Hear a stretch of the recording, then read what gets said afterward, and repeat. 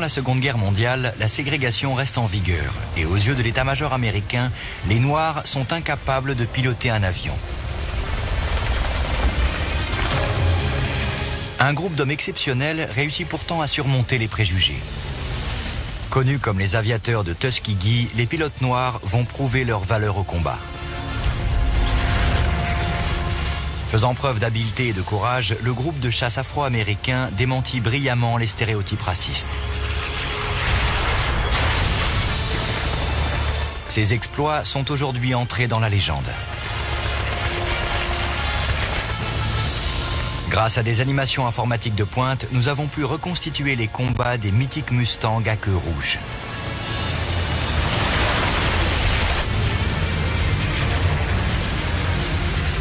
Découvrez les témoignages des pilotes et les stratégies de combat.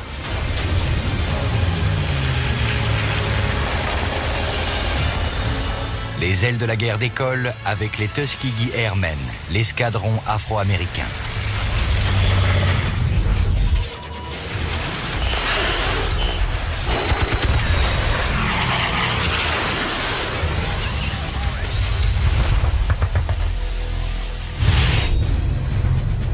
« 18 juillet 1944.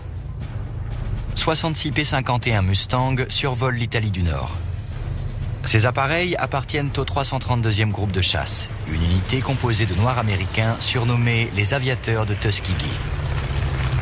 Les chasseurs ont pour mission d'escorter des forteresses volantes B-17 jusqu'à leur objectif, une base aérienne en Autriche.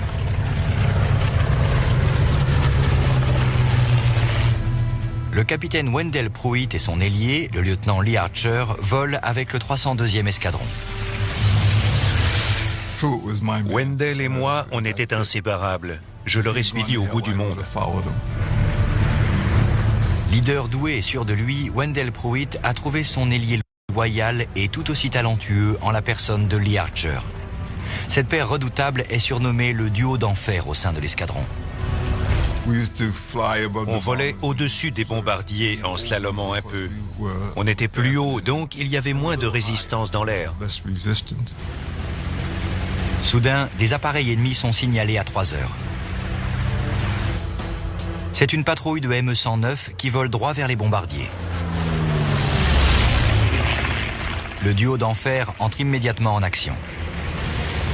Wendell Pruitt entame un virage en piqué et Lee Archer suit la manœuvre. Mon rôle en tant qu'ailier, c'était de couvrir les arrières de Wendell, le leader. Wendell Pruitt prend pour cible l'un des chasseurs, mais le pilote allemand sent venir le danger. Il dégage.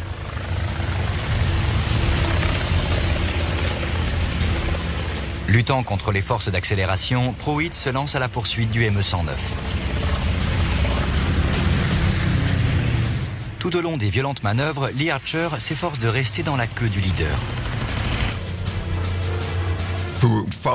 On suivait les virages et quand l'appareil ennemi revenait à plat, Wendell tirait. Des balles traçantes encadrent le Messerschmitt et le pilote allemand tente désespérément de se dégager. Le duo d'enfer ne se laisse pas distancer. Pourtant, Lee Archer a le sentiment que quelque chose ne va pas. À 3 reprises, l'appareil ennemi est revenu à plat et Wendell n'a pas tiré. Donc, je suis venu à son niveau pour dire « Qu'est-ce qui se passe ?» Le leader indique que ses mitrailleuses sont enrayées et il fait signe à son ailier de passer devant.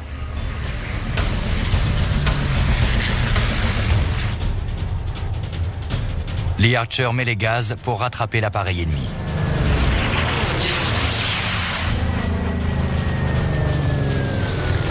Le ME-109 zigzague et descend en piqué, mais sans parvenir à se dégager.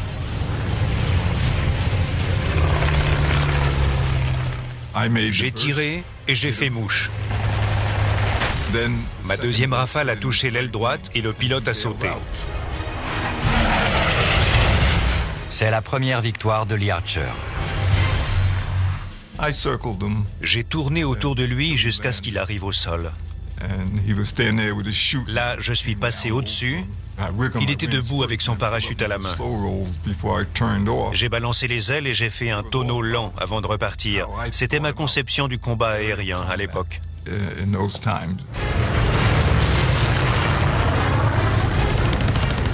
Cependant, les autres Mustangs sont toujours engagés dans une bataille acharnée.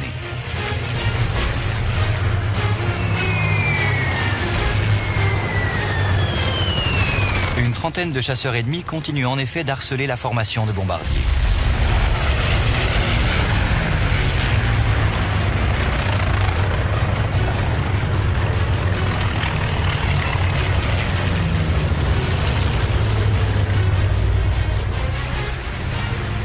Le lieutenant Clarence Lester entend alors son chef de patrouille annoncer à la radio « Bandit à 3 heures ».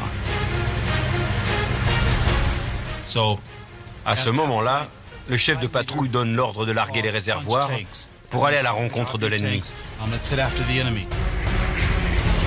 Les Mustangs entament un virage sur l'aile pour intercepter les chasseurs allemands.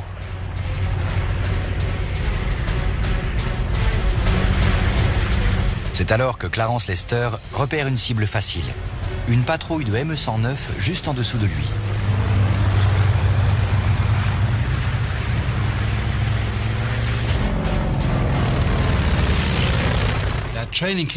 L'entraînement met en place les réflexes et on se transforme en prédateur. On attaque pour tuer. Clarence Lester ne s'est pas fait repérer et il peut s'approcher à 60 mètres des chasseurs avant d'ouvrir le feu avec ses mitrailleuses. L'appareil ennemi commence à fumer, il explose et Clarence Lester doit esquiver les débris. Le pilote américain slalome entre les débris en flammes. Miraculeusement, son appareil reste intact. En tournant la tête, Clarence repère un autre ME-109, juste à sa droite. Alors il se place derrière et lui règle son compte.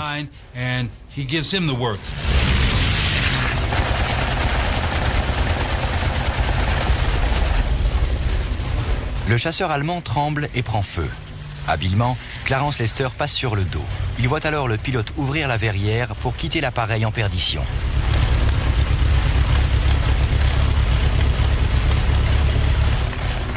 Clarence Lester a abattu 2 appareils ennemis, mais ce faisant, il s'est éloigné de la formation de bombardiers.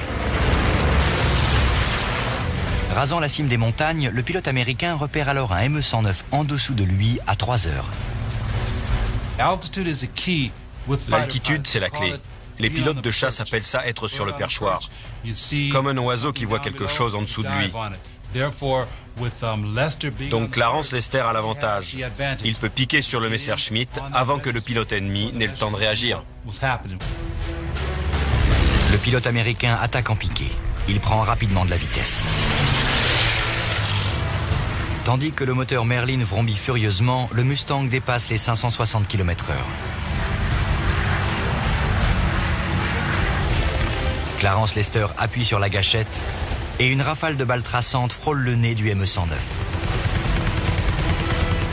Le pilote allemand passe alors sur le dos pour engager un piqué et tenter de se dégager.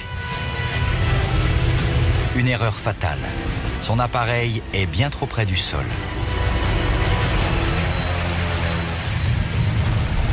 Clarence Lester voit avec stupéfaction le ME-109 percuter le flanc de montagne.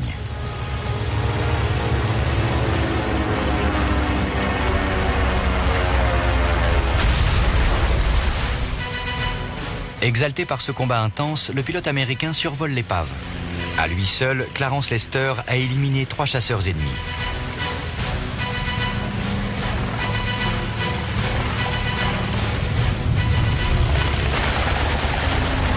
Lors de cette mission, le 332e groupe de chasse totalise 12 victoires homologuées.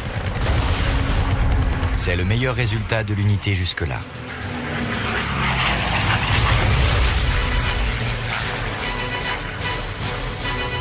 Pour les pilotes noirs, cette réussite marque une étape importante, car en réalité, les chasseurs allemands ne sont pas les seuls adversaires qu'ils doivent affronter.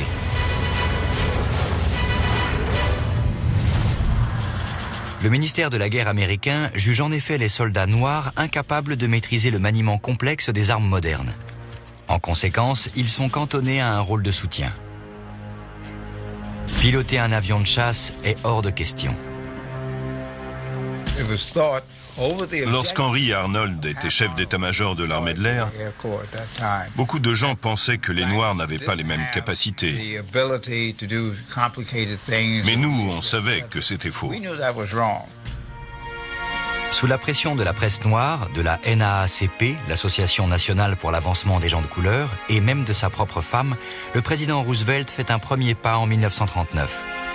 Les écoles de pilotage civil sont désormais ouvertes aux Afro-Américains. En décembre 1940, le ministère de la Guerre suit le mouvement et un budget d'1 million de dollars est alloué à la construction d'un centre de formation pour pilotes noirs. La ville de Tuskegee, en Alabama, est alors choisie pour accueillir la nouvelle base aérienne. L'état-major considère cependant le projet comme une expérience. Les hommes sélectionnés forment un groupe solidaire, unis par leur désir de servir d'exemple. L'armée ne croyait pas en nos capacités, mais on a reçu le même entraînement que les autres. C'était une chance car on a pu prouver qu'on était au niveau. La Seconde Guerre mondiale nous a donné l'occasion de faire nos preuves au combat et donc de montrer au grand public à quel point la ségrégation était quelque chose de bête et de stupide. En avril 1943, le 99e escadron se voit affecté sur le théâtre méditerranéen. C'est la première unité de chasse uniquement composée de Noirs américains. En un peu plus d'1 an, 3 autres escadrons viennent rejoindre le 99e. Ensemble, ces unités forment le 332e groupe de chasse qui entrera dans l'histoire sous le nom des Tuskegee Airmen, les aviateurs de Tuskegee.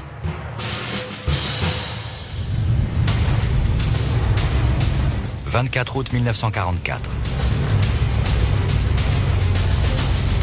Des B-17 et B-24 de la 5e escadre de bombardement approchent de leur cible, la base aérienne de Pardubice en Tchécoslovaquie.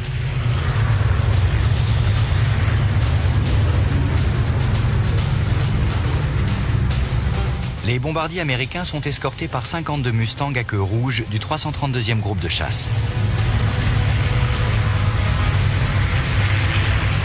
Le lieutenant Charles McGee est aux commandes d'un chasseur baptisé Keaton, d'après le surnom de sa femme, Chaton en anglais. Le pilote commande une patrouille de 4 appareils. On était au-dessus des bombardiers, légèrement sur le côté. Le rôle de mon escadron ce jour-là était de slalomer pour surveiller le ciel dans toutes les directions, et pas seulement en ligne droite. Charles McGee l'ignore encore, mais cette mission va se révéler périlleuse.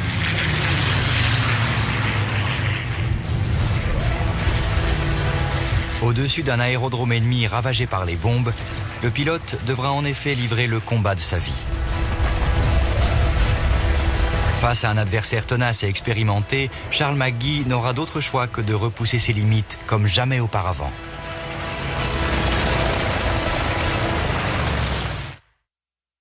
« 24 août 1944. Le lieutenant Charles McGee escorte une formation de bombardiers lourds avec le 332e groupe de chasse, les célèbres aviateurs de Tuskegee.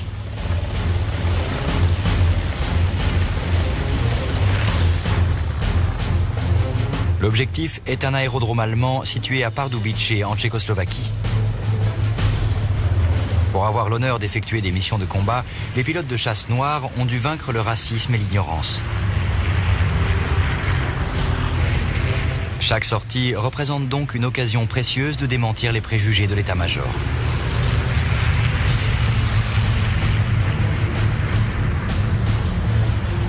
En arrivant à portée de vue de l'objectif, Charles McGee scrute le ciel à la recherche de chasseurs allemands.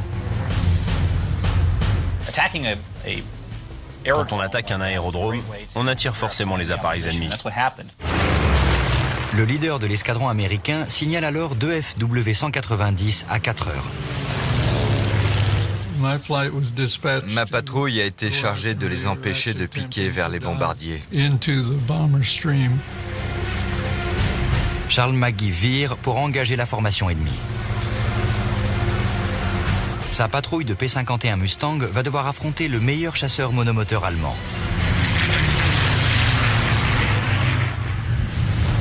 Le Focke-Wulf 190 est en effet un appareil agile, robuste et lourdement armé, avec 2 mitrailleuses de 13 mm et 4 canons de 20 mm.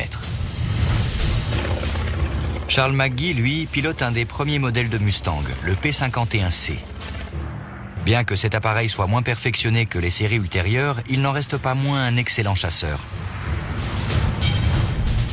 Sa vitesse de pointe dépasse en effet les 700 km/h et il dispose de 4 mitrailleuses de calibre 50 montées dans les ailes. Si le P-51C est plus rapide et agile, le FW-190 a l'avantage sur le plan de la robustesse et de l'armement. Les FW-190 se trouvent ici, et voici l'appareil de Charles McGee. La meilleure solution pour lui est d'engager un virage descendant afin de se placer dans la queue des chasseurs ennemis. J'ai essayé de me mettre en position d'attaque et ils ont continué de piquer. Les Mustangs se rapprochent de l'ennemi. Mais ils sont repérés par les pilotes allemands qui se séparent immédiatement. Suivi de son ailier Roger Romine, Charles McGee se lance alors à la poursuite d'un des chasseurs.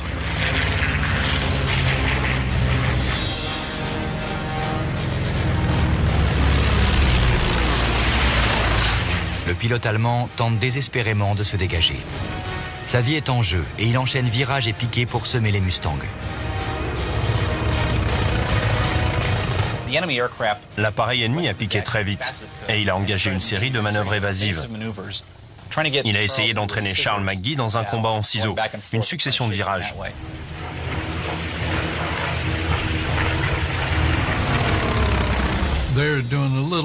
Ils ont enchaîné des petits virages pour nous semer ou nous forcer à le dépasser. Mais j'ai réussi à maîtriser ma vitesse pour rester derrière lui. J'essayais de me rapprocher parce qu'on ne fait que gâcher des munitions quand on tire trop tôt. Mettant à profit l'avantage de vitesse du Mustang, Charles McGee rattrape peu à peu le FW-190. Cependant, l'aérodrome ennemi se rapproche dangereusement. Le pilote allemand a piqué vers l'aérodrome, qui à ce moment-là était en flammes suite au bombardement. Son objectif n'était pas d'engager Charles McGee en combat aérien, mais de l'entraîner dans une zone où la DCA pouvait ouvrir le feu. Donc il espérait se débarrasser comme ça du chasseur américain qui le poursuivait. Je me souviens avoir vu des hangars en feu et des appareils sur la piste d'atterrissage. Des obus de DCA explosent tout autour du chasseur américain. Les artilleurs allemands ajustent leurs tirs et Charles McGee sera bientôt forcé de dégager. C'est alors que le pilote du FW-190 fait une erreur fatale.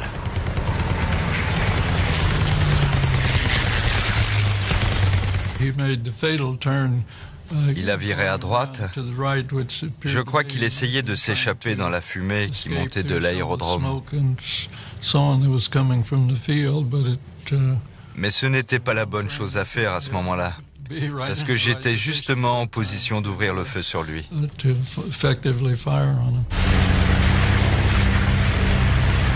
Charles McGee presse la gâchette.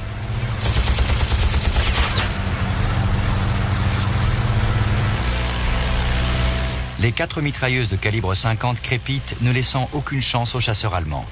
Le FW-190 tremble violemment avant de plonger vers le sol et de s'écraser dans une grande explosion.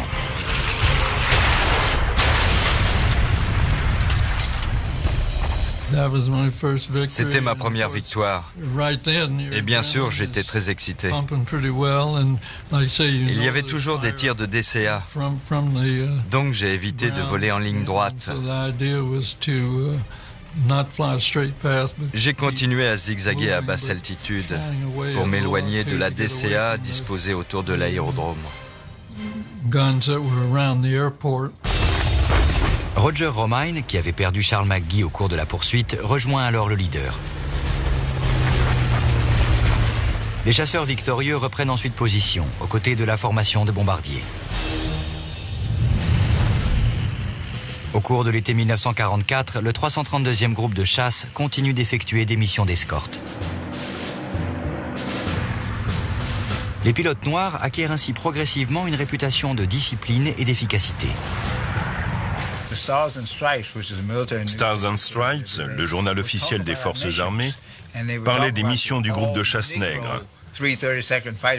Et leurs articles disaient qu'on faisait un super boulot pour protéger les bombardiers. Les missions se succèdent à un rythme effréné. Le 332e groupe de chasse escorte les bombardiers de la 15e armée de l'air lors de raids visant des ponts ferroviaires en Italie du Nord et des raffineries de pétrole en Roumanie. Les pilotes noirs effectuent également des missions de mitraillage sur des aérodromes et des gares de triage dans toute l'Europe de l'Est.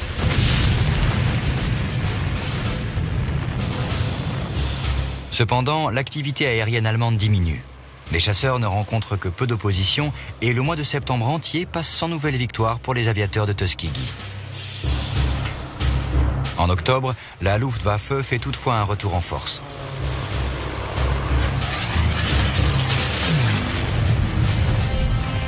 Et le 12, le duo d'enfer de Wendell Pruitt et Lee Archer s'illustre de nouveau au combat.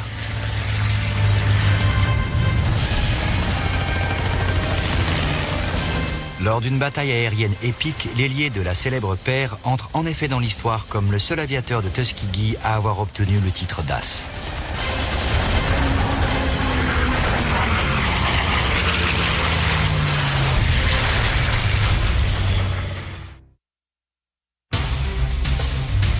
« 12 octobre 1944. Un escadron de Mustang du 332e groupe de chasse survole le lac Balaton au sud de la Hongrie.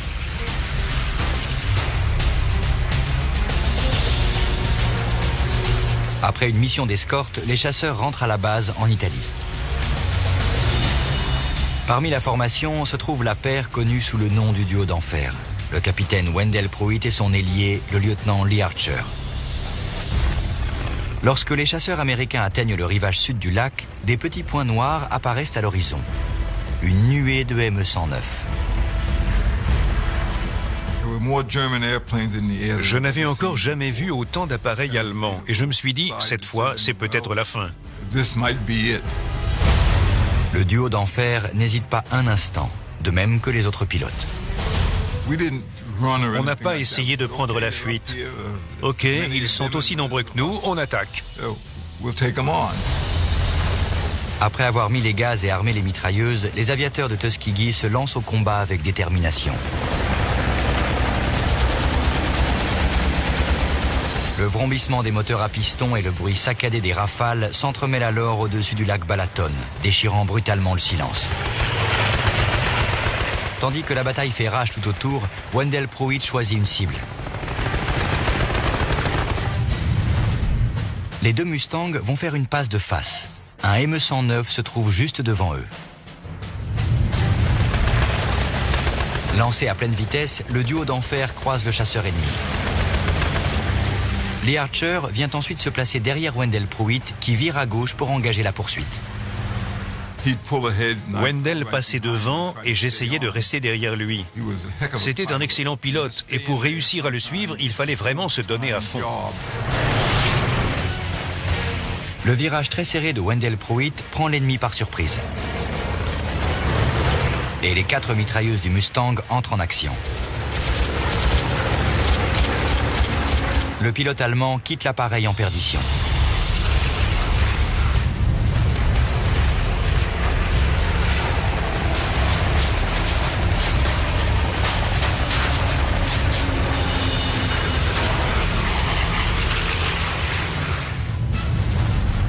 À peine les deux Mustangs ont-ils remporté cette première victoire qu'un autre ME-109 passe à l'attaque à 3 heures. Le Messerschmitt est arrivé de côté et Wendell a ralenti. Il a dû couper les gaz. En tout cas, c'est ce que j'ai fait. Sa réaction rapide a sauvé Wendell Pruitt d'une mort certaine.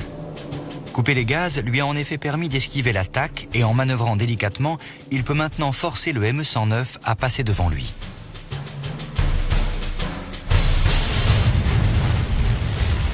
Lee Archer suit la manœuvre et le leader réussit alors à se placer en position d'attaque.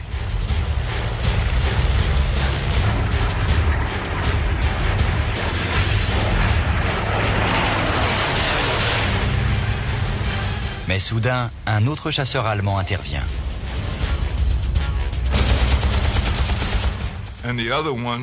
Le deuxième Messerschmitt s'est placé dans la queue de Wendell, sans réaliser que moi, j'étais là uniquement pour protéger ses arrières à ce moment-là du combat. Donc, il y avait Wendell qui tirait sur un ME-109, un ME-109 qui tirait sur Wendell et moi qui tirais sur ce deuxième ME-109. Lee Archer ajuste parfaitement son tir, puis ouvre le feu.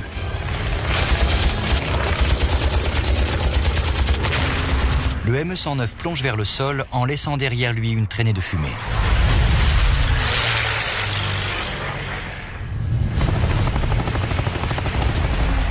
Quelques secondes plus tard, Wendell Pruitt fait mouche à son tour.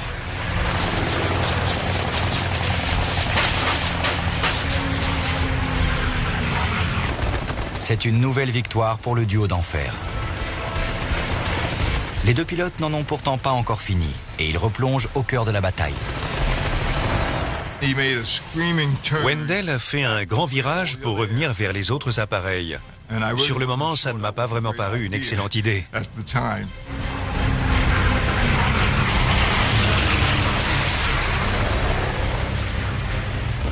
Wendell Pruitt repère immédiatement une cible au milieu de la mêlée. Un autre ME-109 se trouve juste devant lui. On est revenu vers les autres appareils et on a fait une passe de face avec un ME-109. J'ai tiré quelques rafales de derrière Wendell.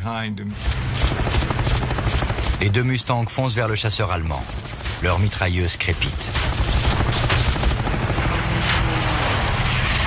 Lee Archer suit ensuite le leader dans un autre virage très serré à gauche. J'ai été un peu distancé. Et encore une fois, un ennemi s'est intercalé entre nous deux.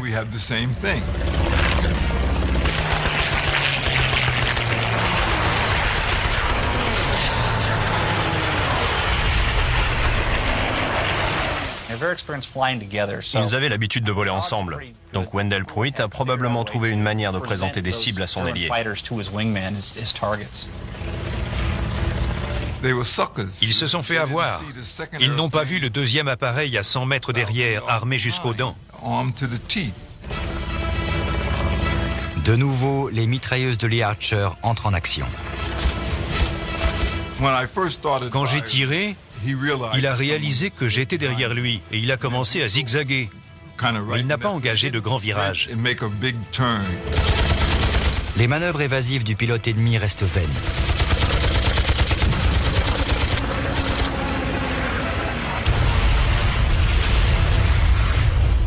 Lee Archer inscrit ainsi une 4e victoire à son palmarès. Encore une et il obtiendra le titre d'as. Or, les cibles ne manquent pas autour de lui. À ce moment-là, il y avait tellement d'appareils dans le ciel que j'ai dit que j'avais perdu Wendell dans la mêlée. Mais ça n'était pas vrai. En fait, j'avais repéré une cible, un ME-109 qui arrivait vers moi. Lee Archer est ici, voici le chasseur ennemi. Le pilote américain peut simplement virer à droite pour faire une passe de face.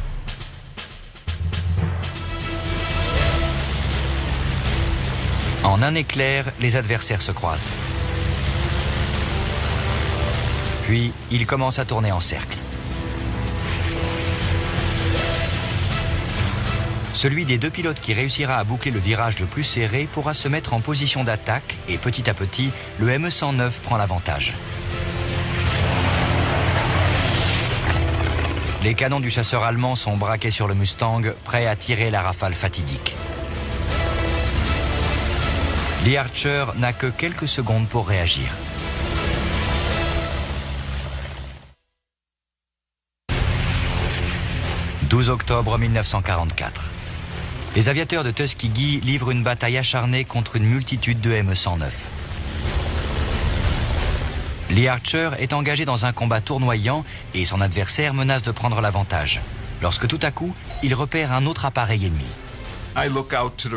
Sur ma droite, j'ai vu un appareil esselé qui faisait une cible facile. Il volait en ligne droite, les ailes à plat. Instinctivement, Lee Archer fait un break.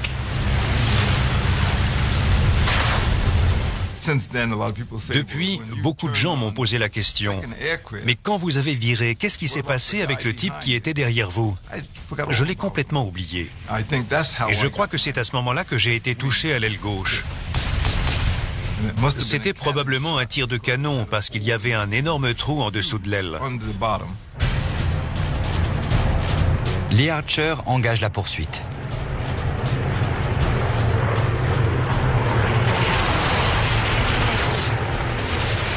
Le pilote allemand réagit en descendant en piqué. Il espère se mettre à l'abri au-dessus d'un aérodrome. Mais la manœuvre échoue. Lee Archer est déterminé à ne pas laisser échapper sa 5e victoire. Et ses tirs font mouche.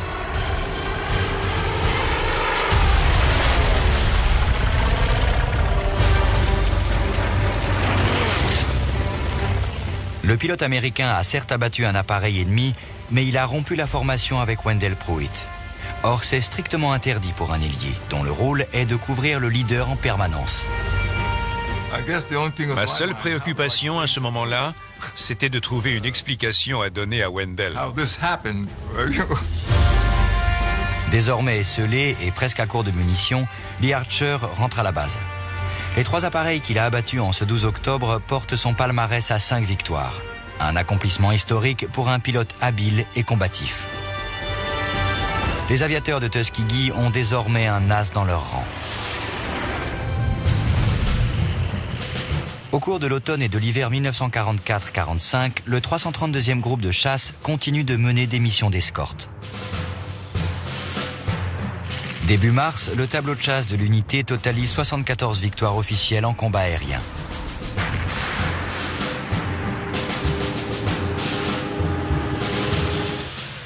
C'est alors qu'une nouvelle menace apparaît dans le ciel allemand. Tandis que la guerre se prolonge, la Luftwaffe tente en effet de reprendre l'avantage grâce au premier chasseur à réaction opérationnel au monde, le ME-262. Cet appareil révolutionnaire a une vitesse de pointe supérieure de plus de 170 km/h à celle du Mustang, et il est lourdement armé, avec 4 canons de 30 mm. C'est un danger mortel pour les bombardiers alliés. Ironie du sort, les aviateurs de Tuskegee vont remporter plusieurs victoires contre ce nouvel adversaire apparemment invincible. Eux que l'on disait incapables de comprendre la technologie moderne.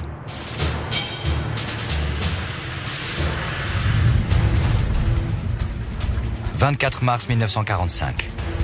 Le vrombissement de centaines de moteurs d'avion emplit le ciel au centre de l'Allemagne. Escortés par des appareils du 332e groupe de chasse, une formation de 200 forteresses volantes vole vers la capitale du Reich. Les B-17 ont pour objectif une usine de tanks. À l'approche de Berlin, une autre unité, le 31e groupe de chasse, doit prendre la relève des Mustangs à queue rouge. Ils ont été surpris par la météo et on nous a dit de continuer. On avait juste assez de carburant pour faire le trajet. Le 332e groupe de chasse reste donc aux côtés des bombardiers. Mais à l'approche de l'objectif, les traînées de condensation caractéristiques des avions à réaction apparaissent dans le ciel. Tout à coup, quelqu'un a signalé des appareils non identifiés. Et on a vu des espèces de bandes dans le ciel. On était à 7 ou 8 000 mètres d'altitude. Il y avait ces traînées. Et j'ai pensé, ah, des jets. Donc je me suis dit, reste vigilant, on y va. Préférant ne pas se risquer à un assaut de front, les chasseurs allemands vont attaquer la formation de bombardiers sur les flancs par petits groupes.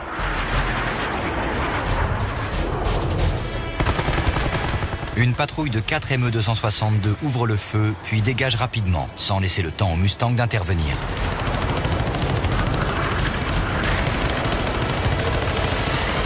L'un des chasseurs ennemis commet néanmoins l'erreur de s'approcher d'un peu trop près. Le jet passe juste devant l'appareil du lieutenant Earl Lane. Instinctivement, le pilote américain engage la poursuite.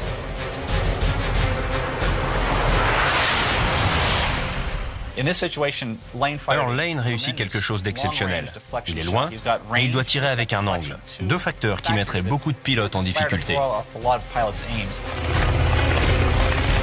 Earl Lane ouvre le feu à plus de 600 mètres de distance. Ces tirs font mouche, blessant le pilote du ME-262.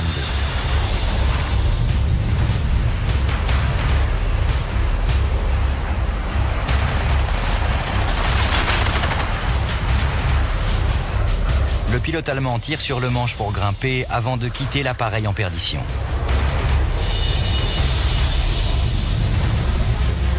Si un adversaire a été éliminé, d'autres chasseurs à réaction continuent d'attaquer les bombardiers. L'un des appareils allemands fait une passe à grande vitesse. Mais il redresse juste devant le Mustang de Charles Brantley. Le pilote américain ne laisse pas passer l'occasion. Charles Brantley tire de beaucoup plus près qu'Earl Lane, et c'est une autre victoire sur un ME-262, qui était en fait relativement facile à abattre avec les 6 mitrailleuses de calibre 50 quand on réussissait à le toucher.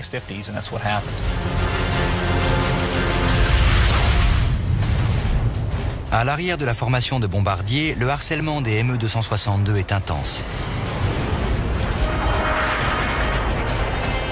Comme une meute de loups, les chasseurs à réaction traquent leur proie à distance avant d'attaquer.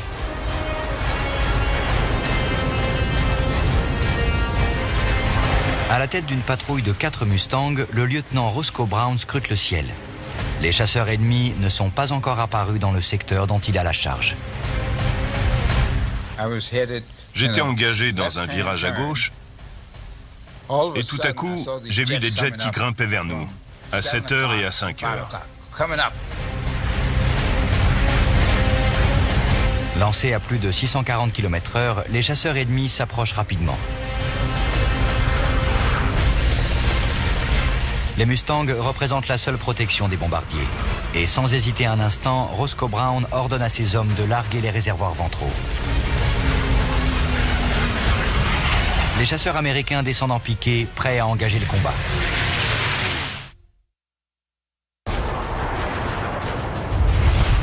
« 24 mars 1945.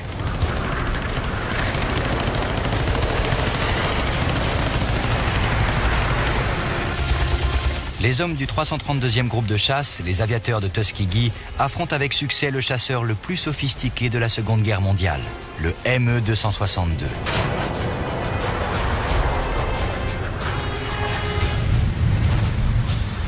Le lieutenant Roscoe Brown est chargé de protéger des bombardiers et il vient de repérer une patrouille de chasseurs ennemis. En tant que pilote de chasse, si on commence à réfléchir, c'est fini. On se contente de réagir. J'ai vu les jets, je savais qu'ils étaient rapides. J'ai dit, on y va. On n'a pas le temps d'analyser. La patrouille de Roscoe Brown est ici. Et voici les chasseurs allemands. J'avais mis au point une manœuvre. Je mettais les gaz à fond, en grimpant, et hop, je tirais sur le manche en actionnant le palonnier à droite pour passer sur le dos. J'allais presque jusqu'au point de décrochage. Donc quand je piquais, je pouvais accélérer. Et après, je redressais. Il s'agit d'une variante du split S, un demi-tonneau suivi d'une demi-boucle. Le pilote américain peut ainsi accélérer pour intercepter les ME-262.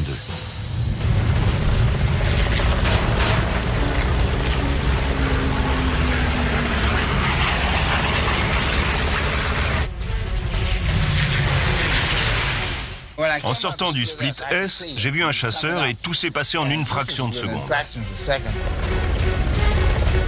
Roscoe Brown saisit sa chance et tire.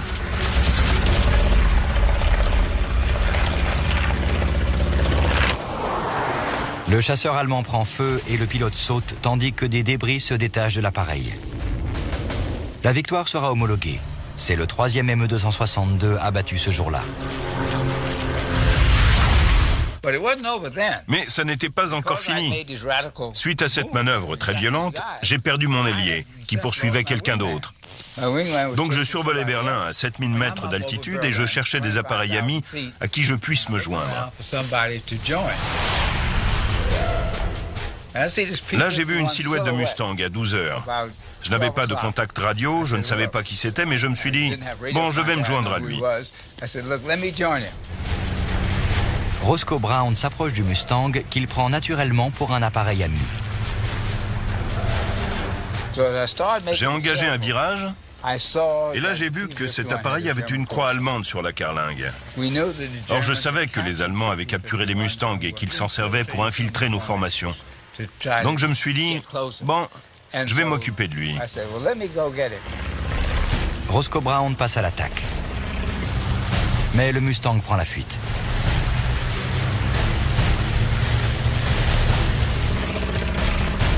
Le pilote américain tire sur le manche pour tenter de se placer en position de tirer. J'ai commencé à resserrer mon virage, je gagnais sur lui et puis j'ai regardé ma jauge de carburant. J'ai vu qu'il me restait un peu moins de la moitié. Et je me suis dit, bon, j'ai deux solutions. Soit je le descends et je saute en parachute en espérant ne pas me faire tuer, soit je rentre à la base. Finalement, je l'ai laissé s'enfuir et j'ai mis les gaz en partant vers le sud. Et j'ai parcouru environ 1100 km seul au-dessus du territoire ennemi. Le chasseur victorieux rentre à la base sans encombre. Le 332e groupe de chasse enregistre ainsi un excellent bilan lors de cet engagement contre des ME-262. 3 victoires homologuées, 3 probables et 2 appareils ennemis endommagés. C'est l'un des meilleurs résultats jamais obtenus contre des ME-262. Le Mustang était un excellent appareil, mais autant de victoires contre des jets, c'était exceptionnel. Cette sortie entre également dans l'histoire comme la plus longue mission d'escorte de toute la guerre. Une réussite éclatante pour les aviateurs de Tuskegee. On leur a prouvé qu'on était très bon pour les missions d'escorte. On a reçu collectivement une citation présidentielle pour acte de bravoure. Et on était tous très contents. À la fin de la guerre, le 332e groupe de chasse totalise 108 victoires en combat aérien. Ces hommes ont reçu de nombreuses décorations. 744 médailles de l'air, 150 croix du service distingué, 14 étoiles de bronze et 1 étoile d'argent. Malgré tous les honneurs, c'est pourtant la ségrégation que les aviateurs de Tuskegee retrouvent à leur retour, dans une Amérique largement indifférente à leurs exploits réalisés à l'étranger. En descendant du bateau qui m'a ramené aux États-Unis, j'ai vu un panneau qui disait « Les soldats de couleur à droite, les soldats blancs à gauche ».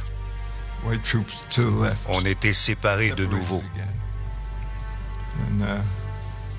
Et je me suis dit, quel dommage. Les prouesses et les sacrifices de ces hommes hors du commun n'ont toutefois pas été vains. Notre expérience a prouvé que les préjugés sur nos capacités étaient sans fondement. Et en conséquence, l'armée a décidé de changer de politique. En 1948, le président Truman a mis fin à la ségrégation dans les forces armées des États-Unis.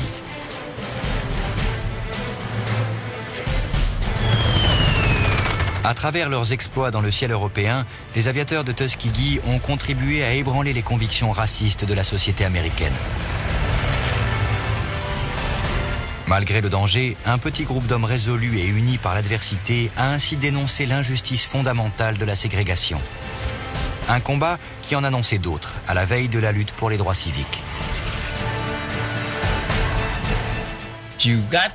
On savait au fond de nous que le racisme était injuste et qu'on avait les mêmes capacités que les autres.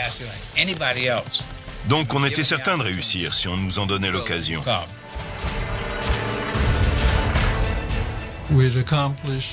C'était un accomplissement important de prouver que ce n'est pas le hasard de la naissance ou la couleur de peau qui compte. Ce qui compte vraiment, c'est ce qu'une figure comme Martin Luther King a apporté à notre pays, les qualités personnelles.